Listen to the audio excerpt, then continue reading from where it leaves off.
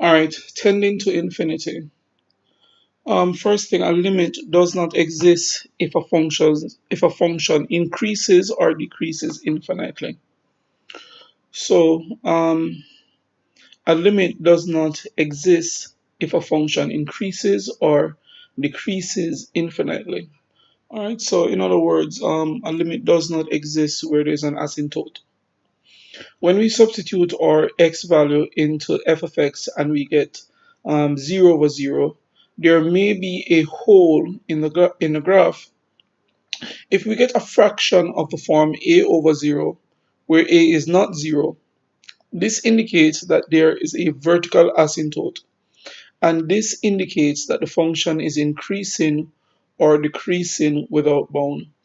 So remember we indicated earlier that if you have a function in the form um, if for a value of x a function is equal to 0 over 0, we say that that function never reaches that value, but the limit of the function exists for that value of x.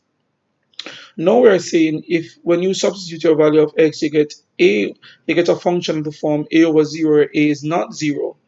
This indicates that a vertical asymptote and that the function increases or decreases without bound. So for this value of x, the function will have no limit. So just reiterating, if you have f of x, if for a particular value of x, you get f of x is equal to 0 over 0, the limit exists and there's a hole in the graph. If for f of x is if f of x if for a particular value of x, f of x is equal to a over 0 where a is not 0, the limit does not exist and the function increases or decreases infinitely. All right, let's have a look at example 12. In example 12, we're asked for what values of x no limit exists um, for f of x is equal to x squared plus 4x plus 3 over 2x squared plus 3x plus 1. All right, so let's factorize both the numerator and denominator. So f of x here is equal to, at the top, we have x, we have 3, and we have 1, plus, plus. Down by the bottom, we have x here, and we have 2x here. 2x because x times 2x gives you 2x squared. We must have 1 here and 1 here, because 1 times 1 gives us 1, and they're both pluses. All right. So let us see what happens when x is equal to minus 1. So when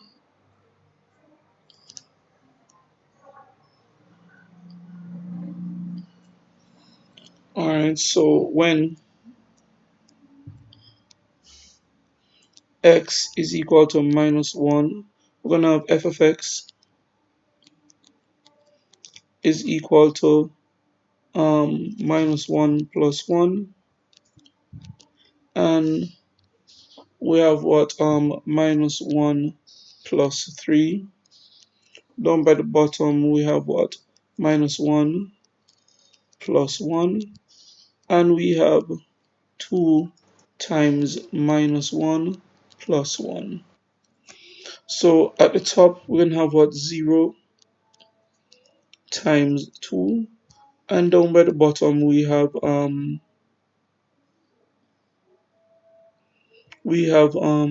0 times minus 1. So this becomes 0 over 0. All right, so for this value of x, now if we had cancelled, so here we have this is in the form 0 over 0. So we're sure that for this value of x, maybe the limit exists, but the function never reaches that value of x. And we could find it out because we could say f of x is equal to x plus 1 over, times x plus 3 over x plus 1, and then we have what, 2x plus 1. If we cancel these and using direct substitution, we can see that f of minus 1 would be equal to minus 1 plus 3 over 2 times minus 1 plus 1, which would be equal to 2 over minus 1. Alright, it's 2 over minus 1. So the limit would exist as x approaches minus 1, the limit would exist, the limit would be equal to minus 2, but the function itself, when x is equal to minus 1, never reaches that value. So the limit exists, but the function does not reach the value. Alright, so again, for f of x is equal to x plus 1 multiplied by x plus 3 over x plus 1 divided by 2x plus 1.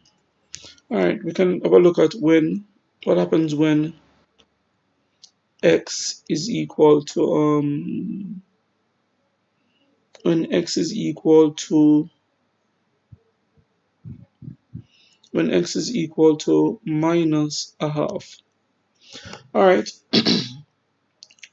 so what happens when x is equal to minus a half? We're gonna get f of minus a half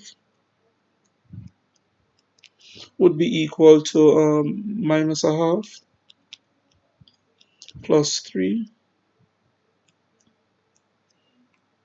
over 2 times minus a half plus 1. So at the top we're going to get 2.5, and at the bottom we're going to get 0. Alright, so I think we already said that for this value of x, what happens is that you're going to have a vertical asymptote, and function is going to increase infinitely without bounds. So for this value of x, the limit does not exist. So when x is equal to minus 1, limit exists, but the function doesn't reach the value, and when x is equal to minus a half, the limit does not exist.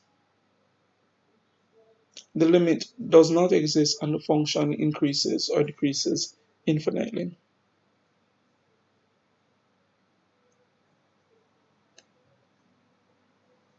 All right. Example 13. All right, so let's sort of erase this so we can do it on our own.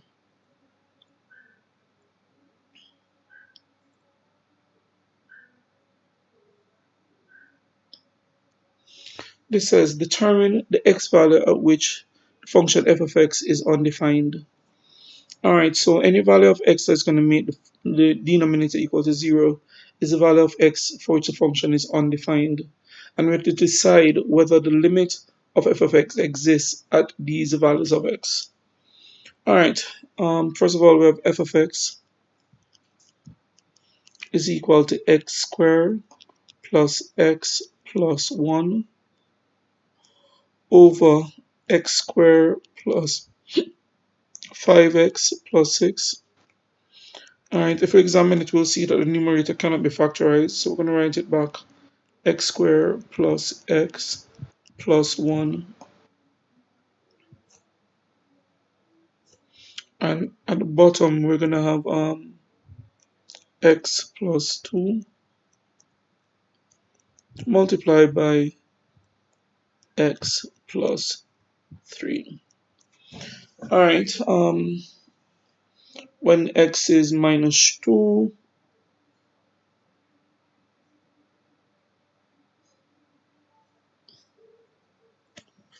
Now, when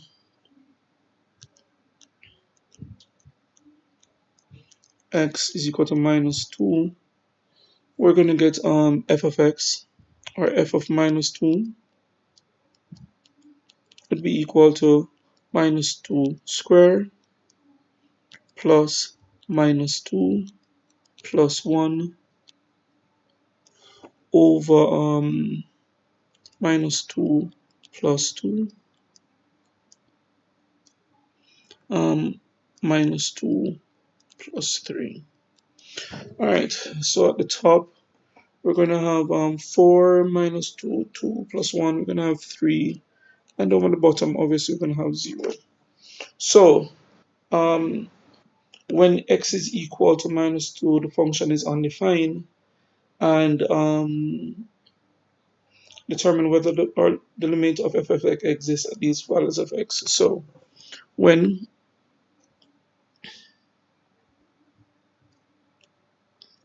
x is equal to minus 2, f of x is undefined. And the limit does not exist. Alright, because the limit does not exist where the function increases indefinitely. And at x is equal to minus 2, there is an asymptote.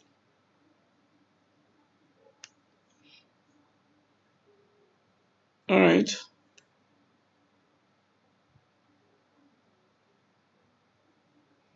down by the bottom there, we have when x is equal to minus 3. So we have when x is equal to minus 3. And x is equal to minus 3, we're going to have f of x is equal to 9 minus 3 plus 1. And down by the bottom, we're going to have 0. So again, when x is equal to minus 3,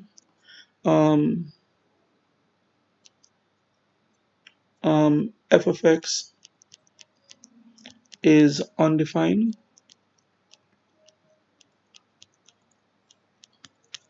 And the limit of f of x does not exist. Alright, so the two values of x that made f of x undefined, for those two values of x, for those two values of x, the limit of f of x does not exist, because for both values of x, the function increases indefinitely. Alright,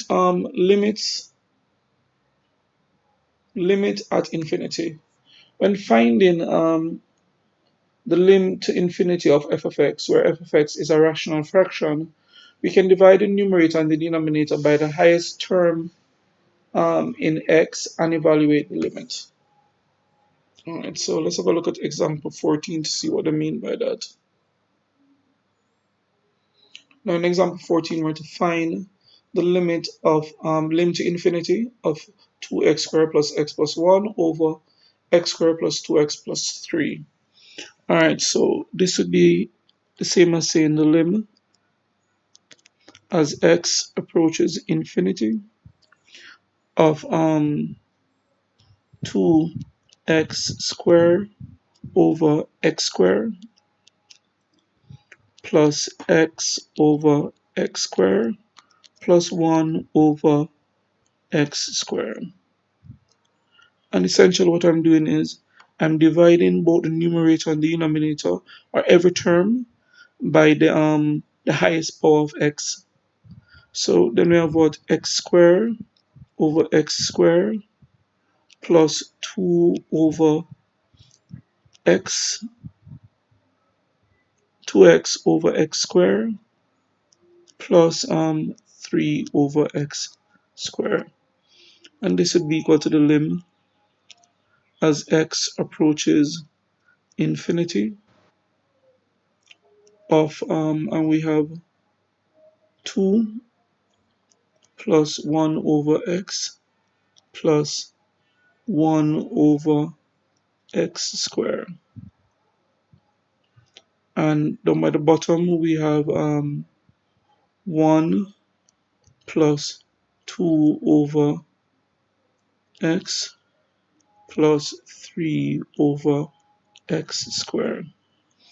And so if we go by direct substitution, we'd say that this is equal to 2 plus 1 over infinity plus 1 over infinity squared, which is equal to 1 plus 2 over infinity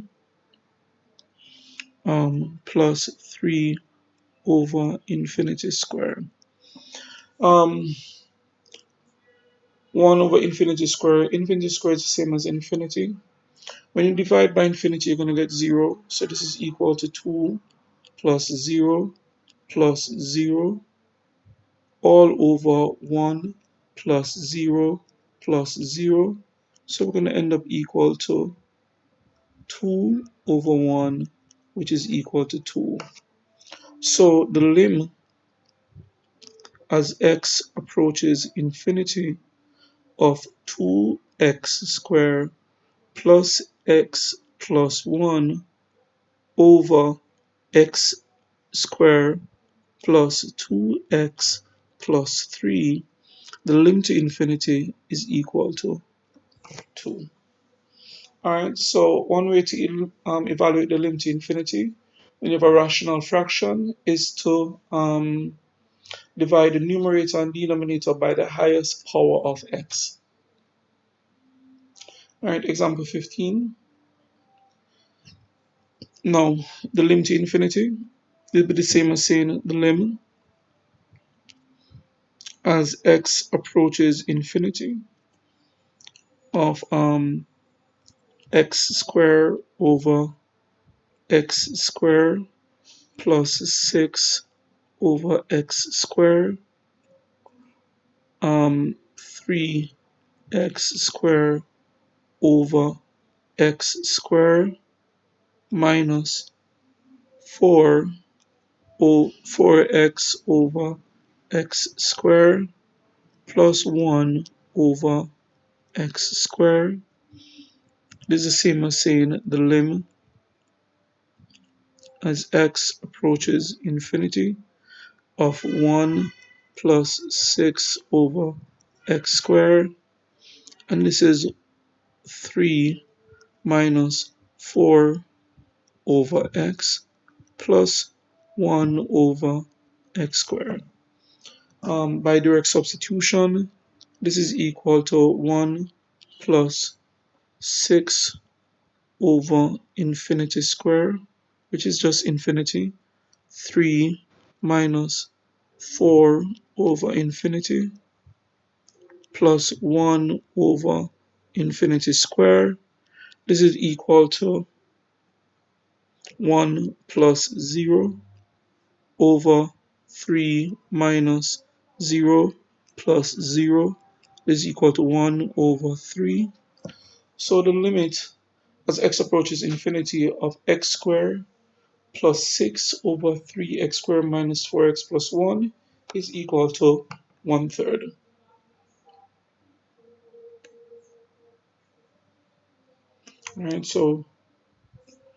Alright, let's have a look at example 16. In example 16, we're to evaluate the lim to infinity. Alright. So this is the same as saying the lim as x approaches infinity of 3x squared over x cubed plus x over x cubed plus 3 over x cubed or x cubed over x cubed plus 8x over x cubed plus 9 over x cubed is equal to the limit as x approaches infinity of 3 over x plus 1 over x squared plus 3 over x cubed. This is 1 plus 8 over x squared plus 9 over x cubed. By direct substitution, this is equal to 3 over infinity plus 1 over infinity squared, which is the same as infinity, plus 3 over infinity cube, which is still infinity, which is 1 over here, 1 plus 8 over infinity square plus 9 over infinity cube. So this is what 0 plus 0 plus 0 over 1 plus 0 plus 0 is equal to 0 over 1.